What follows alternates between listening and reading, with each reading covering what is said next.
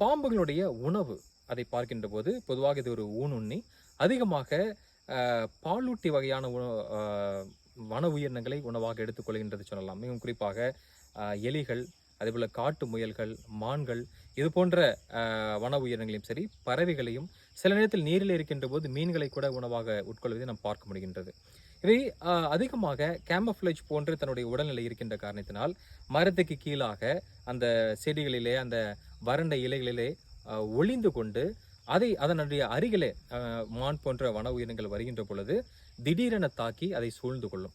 அதை வாயில் பிடிப்பதோடு மட்டுமில்லாமல் காயிலிங் என்று சொல்வார்கள். தன் உடலை பயன்படுத்தி அந்த மானை பிடிக்கிறது என்றால் அந்த மானை 2 முறை சுற்றி வளைத்து ஒரு மிகப்பெரிய ஒரு இறுக்கமான நிலையை உண்டாக்குவதால் அந்த மான்கள் சுவாசிக்க முடியாமல் இறந்துவிடும்.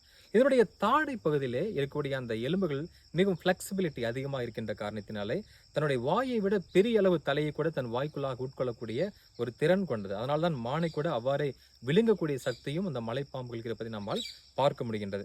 அவ்வாறு உண்ட பிறகு ஏறக்குறைய 1 மாதம் 2 மாதங்கள் கூட வேறு உணவை தேடாமல் அவ்வாறே இந்த உணவானது செரிக்கக்கூடிய அளவு காலம் எடுத்துக்கொண்டு மீண்டுமாக அடுத்த ஒரு உணவை தேடி போவது